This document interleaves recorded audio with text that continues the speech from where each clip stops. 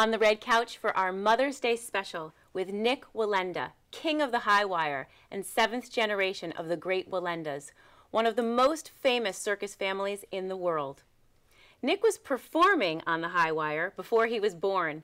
His mother, Delilah Wallenda, was still walking the high wire 6 months pregnant with him. Over the years, Nik, his mom, and other members of his family have set world records, including the pyramid on a high wire in Japan. Nik himself has earned 7 world records, including the highest and longest bike ride on a wire.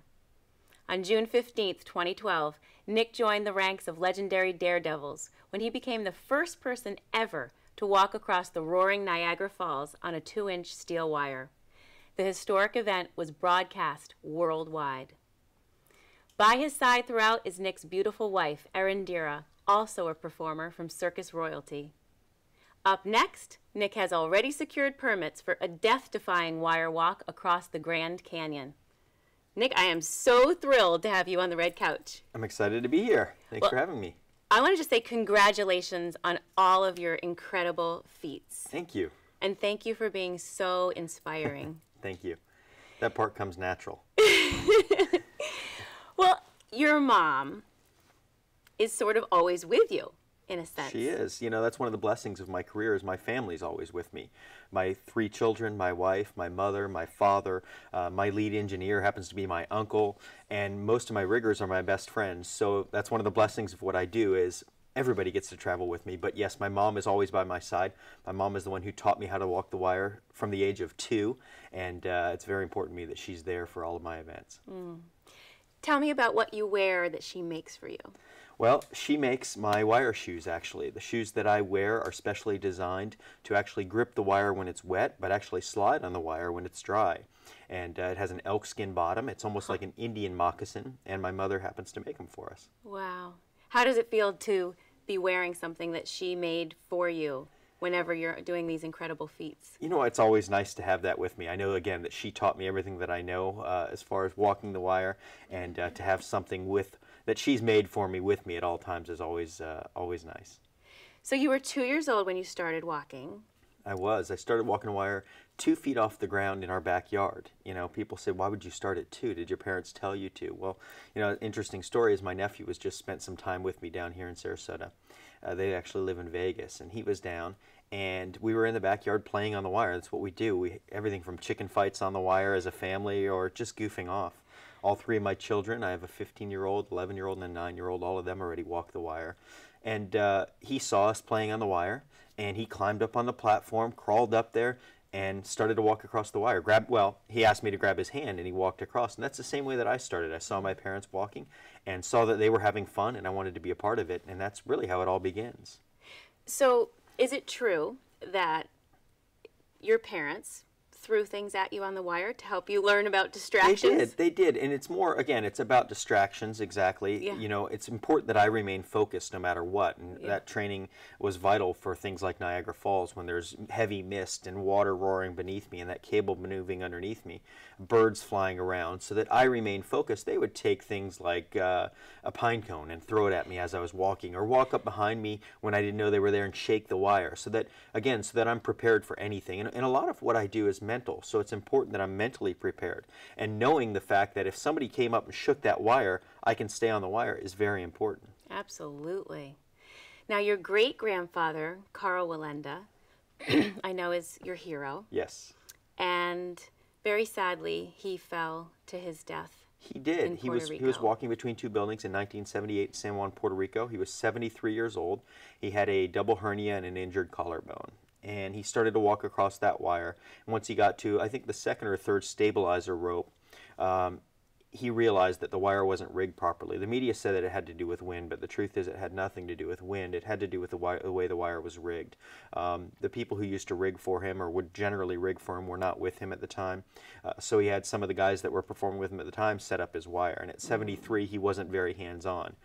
Different from me, I'm very hands-on with every step of the way. My father's my head rigger, my uncle's my engineer. All of our eyes are on it all the time. Well, he wasn't that way. So he got on that wire and made it about about 50 feet out, and that wire started moving under his feet because the stabilizer ropes weren't attached properly. He went down to the wire, which we're all taught to do. If there's a problem, you go to the wire. The wire is a safe haven. That wire's not going to come down, so you can hold on until help would come. Right. Well, he did that, and he just didn't have the strength to hold on, and he did. He fell to his death. And excitingly, me and my mother went back and recreated that walk. It was amazing, and something that I felt like I had to do, something that I wanted to do my entire life, and an amazing journey, and another chapter in the book. And we were able to go there, the exact same area where he walked between the same buildings. As a matter of fact, we left a memorial bronze plaque up on the roof, right where you could see where his cable passed around the wall while he was there. So we went out. My mom actually walked out. We faced each other, walked out to the middle. I knelt down and blew a kiss right where he had fallen. And my mom walked out. She actually did a split on the wire and then sat down. And I stepped over her. She stood back up, and we walked in. Wow. That sounds so emotional. It was extremely emotional. You know, people ask me what my favorite walk is, and it was probably that walk. You know, I've done many walks, 7 world records, a lot of big things, but that one is the most emotional. And it was a very somber day. There was a little bit of sprinkle or mist in the air, and it seemed perfect. It seemed like what it was supposed to be, and it was kind of, you know, it was another chapter in the book, but it was also closing a chapter. Yeah, yeah. Now, when your family was traveling, and I think you were 6 years old, you went to visit Niagara Falls. We did, that's right. We were performing, my parents were performing in a shrine circus up in Buffalo, New York, and they brought me and my sister down to see Niagara Falls. And I remember looking across and saying, you know, how cool would it be to walk a wire across Niagara Falls? And, you know, again, people think that's crazy. At 6, why would you think that way? Well, again, this is what I've done since I was 2, and what my family's done for over 200 years. It's something that's in my blood. And, you know, when I go through a city to this day, I'm looking up to say, well, what's the next spot? Or as I'm online, I'm looking at different locations. You know, where's the next challenge? So that was the beginning of this incredible dream that you manifested last year. It was the very beginning. And, you know, people ask me, why did I wait till I was 33 to pursue this dream? Actually, 31 is when I really started knocking on doors to make it happen. And the reason was I felt like I had to build a name for myself before. Outside of the Wallenda name, felt like I had to build the fact that Nik Wallenda is a trustworthy name in the industry, that he can accomplish big feats. And so I had broken already 6 world records at that point, and knew that I had a name enough that people would actually respect when I knocked on the door. And started on the U.S. side, knocking on a state senator's door, and he said, I love the idea, I think you're crazy, but he said, I'll pass it around the Senate and we'll see what happens. The reason why I had to go to the senator is because there's a law in the U.S. that's over 100 years old that says no stunting in Niagara Falls. And about 14 other wire walkers have tried to get permission over the last 100 years, and none of them successfully.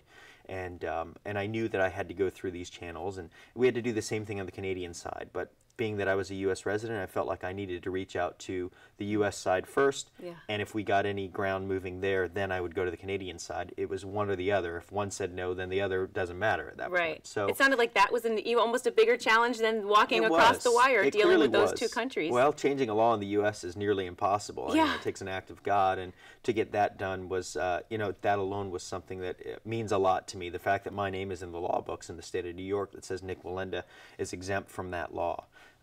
So again, that's a huge honor to me. But we went through that process, and through about 6 months, we had the law changed, and Governor Cuomo signed the law into effect. And then we had to go to Canada and get permission from them. And we did. We started knocking on doors over there. There was a lot of resistance, a lot of rough meetings, but the entire time I remained positive. And that's so important. I think anybody that's going through anything in life is to remain positive. And, you know, I would walk out of a meeting where they said, this will never happen. I mean, at one point, a woman said, over my dead body. And this was the general manager. Said that, and I walked out of that meeting to 15 cameras in my face and said, you know, they said, how'd it go? And I remained positive. I said, you know, it went good. There were some challenges, but we'll get through it. Wow. And just remained positive the entire time. And through that, I think eventually they said, you know, this guy's not going to give up. And what do they say to the cameras? If I say, absolutely, you know, there's some challenges, but we're going to get through this, it's going to happen, what are they going to say? No, we said no and be the bad guy. So, again, it's just important, I think, that anything that we go through in life, you know, it's very mental, and we're in control of our thoughts and of who we are. And it's very important that you always stay positive, even through those rough times, that you stay positive. love that event. I think it's one of my favorite events of my entire lifetime. I wasn't even the one that walked it. You did. But the whole thing was aired. I watched every second of it, holding my breath, praying for you, hoping. And you are a very powerful person to have created that. Well, thank you. I'm a very blessed person, is what I say. And you also have an incredible, like a beautiful faith. I Really, do. so much gratitude. It plays an important role in my life for sure, and that's, I believe, it comes from my upbringing, and that's why I am who I am today. I like how your family all holds hands together before and is quiet and is grateful and just prays. Yes. I think it's a beautiful ritual. That's something, again, that I was raised doing, and Jesus Christ is my Lord and Savior, and I say a prayer with my family before we do a walk.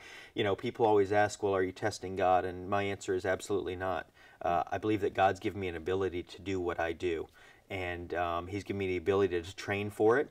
And do I believe that God keeps me on that wire? Absolutely not. But I believe that He's given me the ability, and I definitely know where I'm going if I were to fall. Mm-hmm. How did you train? I heard that fire trucks sprayed hoses at you, and you had a huge fan trying to simulate the conditions. It's important that I simulate the worst case that I would face. So we had meteorologists and studies done that would show us the highest winds that I would face out there, the mist that I'd face. All of that was a very important factor in what I did. And again, a lot of what I do is mental, probably at least 50%. So it's important that I'm mentally prepared for the absolute worst case, and that I know I can handle it before I get on that wire. Right. So we did. We had a fire truck come, and it would just hose me down. I mean, to the point of, I think it was 4 times what I faced out there when I was in the middle of the falls. I mean, it was just like, they might as well have knocked me off, or tried to, with a fire hose on top of a fire truck. They raised the ladder up about 60, 70 feet, and then just drenched me. And then we also had a wind machine that created winds of up to 60 miles an hour to simulate the winds. Now, one of the challenges was simulating directional winds, and the winds were definitely swirling a lot more than I trained for. But again, a lot of it's so mental that it's important that I know I can face 60-mile-an-hour winds, and I've actually trained in 90-mile-an-hour winds now, but in heavy, heavy mist. And that's all about being prepared for the worst case and then hoping for the best. Yeah. So how do people gain the mental kind of concentration? How did you learn that kind of mental concentration? It's incredible. People ask me that all the time. I think that it's hard for me to explain because I've done it so long. It's just what I do. My great-grandfather Karl Wallenda said, life is on the wire and everything else is just waiting. Yeah. And for us, that's very true. I started when I was 2. I've only walked on the ground a year longer than I've walked on a wire. So I don't know where that comes from. I think it's just something that I was raised up doing, and it comes from within. But again, I'm a very positive person as well, and try to take everything for the best. Even if it can come across negative, you could take it either way. I try to say, the glass is 3/4 full, not half full. I like that even better.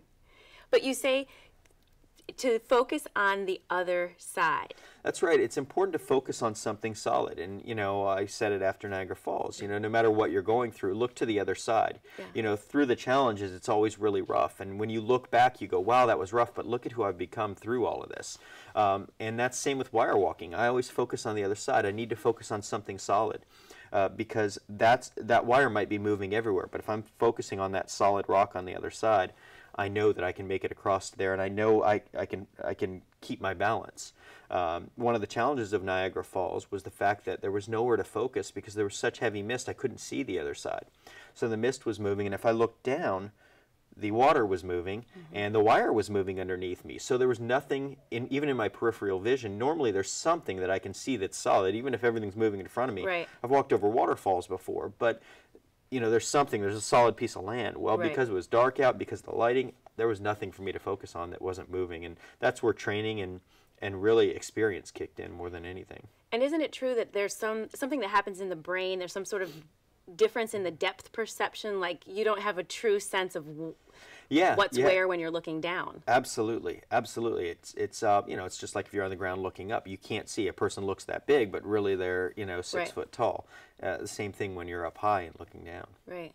One of my favorite parts was when the customs people over in Canada asked you for your passport. Yes. Yeah, you know, it was told to me that I had to have my passport with me. So we put it in a Ziploc bag and in my pocket, but it was true that I had to have it. And I didn't realize that they were going to be there to stamp it. You know, that was something that I didn't know, but they told me I had to have it, and I wasn't going to refuse because I didn't want to turn around and walk back, that's for sure. And what did you say when she asked you, what is the purpose of your trip?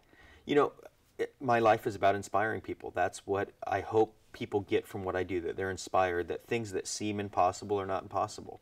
And even though you can't relate to me walking on a cable the size of a nickel, which is what I normally walk on, I can do it. I can train hard enough, I can focus hard enough, and I can overcome those challenges. So no matter what challenge anyone's going through, you know, you can overcome it, you can do it.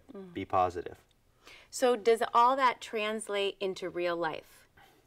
Yeah, I think so. For you personally? I think it does. I mean, you know, of course, getting 2 laws changed in 2 countries over 100 years old shows me that anything's possible as long as you're persistent. You know, every autograph I sign says never give up. Yeah.